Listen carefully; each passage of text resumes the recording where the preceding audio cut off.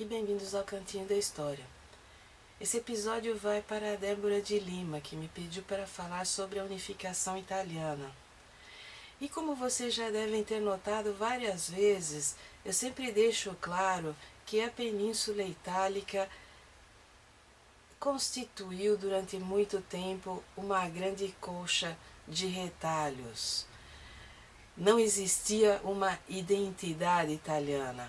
A península teve seu apogeu no período do Império Romano e nos séculos que se seguiram, até o século XIX, em que se deu esse processo de unificação, houve uma divisão em reinos, ducados e principados, conforme as idas e vindas, não apenas dos interesses geopolíticos das grandes nações que circundam a península, dos impérios que foram erguidos e destruídos, mas principalmente do desenvolvimento de identidades regionais muito marcantes. Não se trata de episódios esporádicos de bairrismo, se trata de identidades regionais que perduram até hoje. Existem diferenças culinárias, linguísticas e culturais extremamente marcadas entre as regiões da Itália.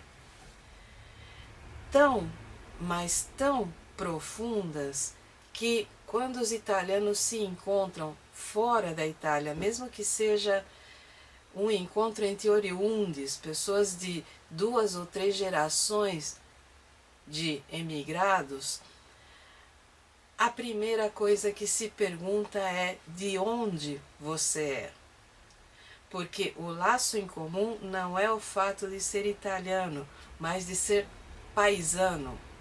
E paisano significa que você vem do mesmo paese, que pode determinar uma região, uma cidade ou mesmo uma aldeia. Essas diferenças é que tornaram o processo de unificação da Itália tão demorado. No século XIX, mais precisamente após 1815, quando Napoleão foi derrotado em Waterloo e todas as alterações que o Napoleão havia feito no mapa europeu foram repensadas e remodeladas. Houve restauração monárquica na maioria dos países, inclusive na França. A ideia da revolução republicana foi meio que deixada de lado e uma tentativa de reviver o passado absolutista se deu na maioria dos países invadidos por Napoleão. A Itália se encontrava dividida nesse momento em 6 regiões mais marcantes. Havia também cidades e pequenas províncias, mas o que cabe destacar é o reino do Piemonte, que reunia o Piemonte e a Sardenha, o reino lombardo, que meio que juntava em determinados momentos a Lombardia e a região vêneta, que é a região em volta de Veneza, os estados pontifícios, que eram governados pelo Papa. Havia também vários ducados, o ducado de Parma, de Módena, de Toscana, que eram regidos por príncipes austríacos. A própria região da Lombardia, que era um reino, também se encontrava sob a influência da Áustria. E, finalmente, o reino das 2 Sicílias, que juntava a ilha da Sicília e a região de Nápoles. Essas regiões, esses reinos e ducados se encontravam naquele momento em disputa. O Papa era apoiado pelo rei francês. As famílias que governavam os principais ducados e o reino da Lombardia eram apoiadas pelo Império Austro-Húngaro. O reino piemontês era governado pela família Saboia, ou Savoia com V, porque a região da Savoia inclui uma parte da França. Veja que é muito interessante não apenas essa regionalização tão marcada da Península Itálica, mas também uma divisão quase intransponível entre norte e sul. O sul sendo uma região mais pobre e o norte uma região mais próspera e com tipos regionais diferenciados. Ela está muito mais próxima da Suíça, ela está muito mais próxima de um outro universo físico. Entre 1815 e 1870 se dá o que os italianos chamam de Risorgimento, que nem precisa de tradução, né? É o momento em que se tenta reviver os dias de glória da península e essa ideia de unificação. Veja você, Débora, que os primeiros defensores da unificação eram republicanos. Tanto Giuseppe Mazzini quanto Giuseppe Garibaldi defendiam uma península reunida em torno do ideal republicano. Havia também os interesses do reino do Piemonte, que, governado pela família Saboia, num primeiro momento por Carlos Alberto Savoia Carignano e posteriormente por Vítor Emanuel II, que é o que veio a ser conhecido como o primeiro rei da Itália. Nesse momento, você tem que pensar também em como está o resto da Europa. Napoleão foi derrotado e houve uma restauração monárquica na França. De 1815 a 1840 e pouco, essa monarquia viveu seus altos e baixos e o ideal republicano continuou sendo defendido com unhas e dentes por seus partidários. Em 1848 ocorre um episódio na França revolucionário, republicano, com barricadas e tudo que se tem direito, que repercute na região em torno da França e inclusive na Itália. Essa 1848 é um desses picos revolucionários ocorridos na Europa, que partiu da França e se irradiou para outros países. Nesse momento, toda aquela agitação republicana em torno da unificação adquire um perfil mais definido e se declara guerra à Áustria para recuperar os territórios que estão sob seu domínio. Nesse momento, não há grande repercussão popular. Existe uma repercussão, mas não é tanta. Talvez porque uma boa parte desses camponeses italianos não tenha afinidade ainda com esse ideal republicano e esteja muito ligada à igreja e às coroas reinantes dos ducados e reinos. O que nos interessa é que todo esse período que vai de 48 até aproximadamente 1870 vai ter 3 episódios de enfrentamento com a Áustria, que somente vão começar a funcionar quando os republicanos são afastados e o rei do Piemonte assume a si a tarefa de unificar a Itália. Isso se dá principalmente porque a Europa não vê com bons olhos uma Itália unificada e republicana nesse momento e prefere apoiar a unificação sob a égide de uma monarquia, mesmo que seja liberal. há muitas idas e vindas nesse período, mas até 1870 o Piemonte vai anexar lentamente, batalha por batalha, cada uma das outras regiões, inclusive os estados pontifícios. Isso cria uma situação bastante sui generis, porque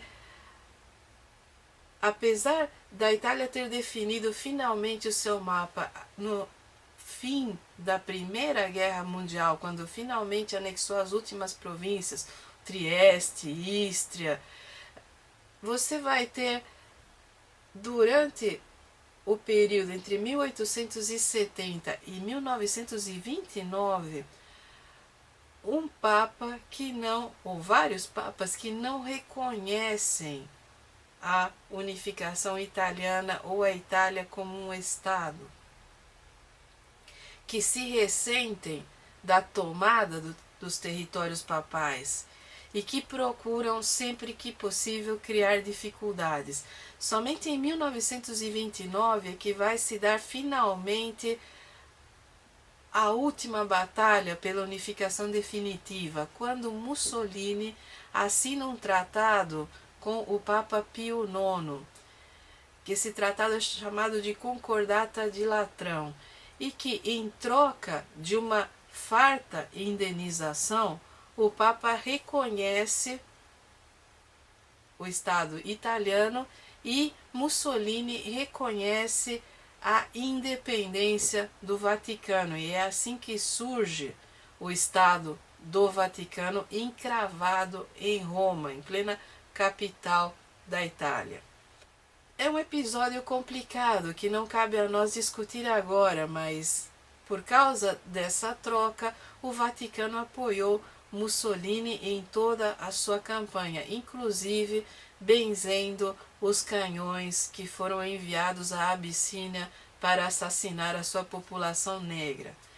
Então, esse é um outro episódio que mereceria uma análise sobre a unificação em si.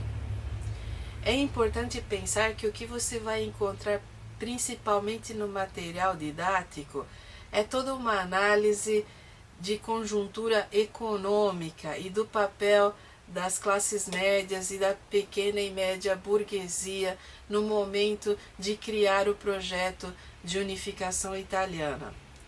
Eu não desdenho essa análise, mas não a considero a única explicação.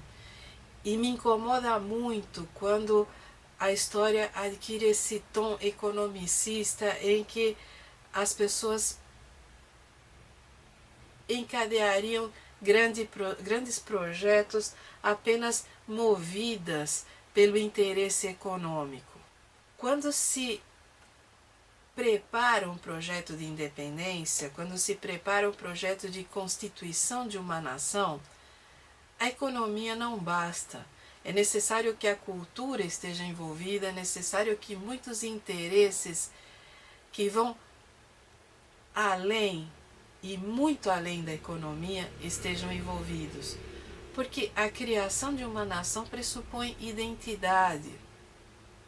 E embora os italianos deem prioridade às suas regiões em detrimento da identidade italiana, ainda assim existe uma identidade italiana que vem das glórias passadas do Império Romano, que vem do Renascimento, que vem de toda uma história político e cultural da Península Itálica. Então, cuidado quando você lê esse tipo de interpretação que restringe a sua compreensão da história. Eu recomendaria que, se você quer fatos, datas e pormenores, consultasse o verbete da Wikipédia, que está muito bem estruturado. Se você quer alguma informação mais sofisticada, a Enciclopédia Britânica também ajuda. Não tenho nenhum título historiográfico para passar, porque além dessa não ser a minha área, eu andei dando uma sapeada e não encontrei muita coisa em português, então é mais difícil de te recomendar um título. Mas eu sugiro que você se volte para a cultura produzida na Península Itálica durante o século XIX, que você pesquise artistas plásticos, escultores, romancistas, poetas principalmente, porque esse período da unificação italiana coincide com o período romântico, o período literário romântico, e você vai encontrar poetas interessantíssimos. Eu sugiro que você compare a produção do Renascimento, por exemplo, cultural, com a produção do século XIX e veja como num primeiro momento, essa produção que se volta para a relação do homem com Deus, porque essa produção é financiada pelo Vaticano, no século XIX se volta para a identidade do homem em si, para a sua identidade regional ou nacional, por que não? Essa seria a minha recomendação de pesquisa. Mas principalmente eu gostaria que quando você olhasse para a península, você percebesse a complexidade de se manter uma identidade nacional em uma extensão de terra que é mínima se comparada com as nossas extensões territoriais aqui no Brasil, mas que em cada cantinho tem uma identidade própria, com culinária diferente, cultura, língua e perfis étnicos diferentes.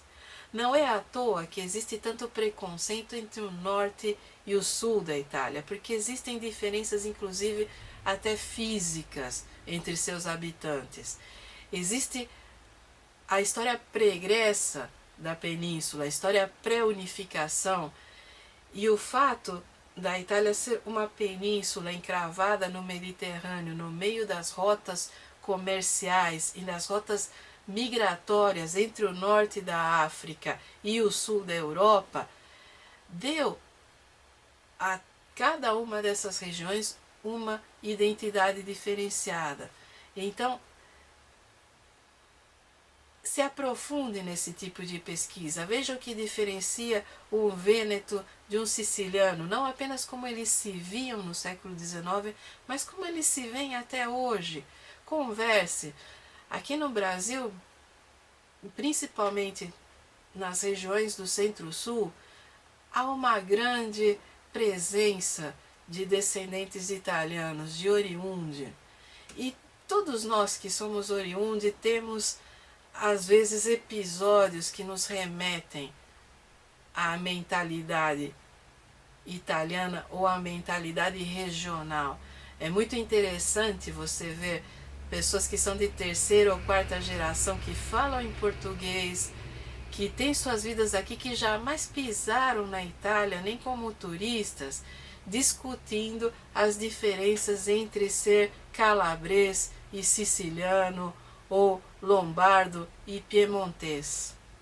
É muito interessante ver quais são as referências culinárias dos descendentes de italianos, porque daí se percebe um pouco essa regionalização.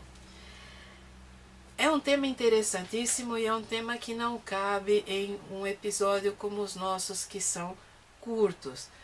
Mas eu recomendo que você se aprofunde. A figura do Giuseppe Garibaldi é uma figura, inclusive, interessante de ser estudada, porque, de certa forma, ele foi um soldado da fortuna aqui na América Latina, lutando no Brasil, no Uruguai, e quando voltou à Itália, abraçou os ideais republicanos e se tornou um herói nacional. Existem figuras mais controversas, como Cavour, que foi o arquiteto político da unificação. Existem as figuras dos reis da família Saboia, que no momento em que a Europa tentava uma retomada absolutista, mantiveram monarquias de teor liberal, o que é muito interessante, considerando a proximidade com o Papa. É para se pensar, e é para se pensar também o papel da Igreja, que se opôs violentamente à unificação italiana durante todo o período. É necessário pensar o papel da Áustria, o papel da França e o papel da Prússia nessas idas e vindas e nas guerras necessárias para realizar essa unificação. Então, ficam aí todas essas dicas de pesquisa. Qualquer dúvida, qualquer outra pergunta, você pode me contatar lá pelo Facebook, na página Cantinho da História, ou no meu blog que vai passar aqui. E isso se estende a todos vocês. Qualquer dúvida, qualquer pergunta, podem mandar que eu respondo.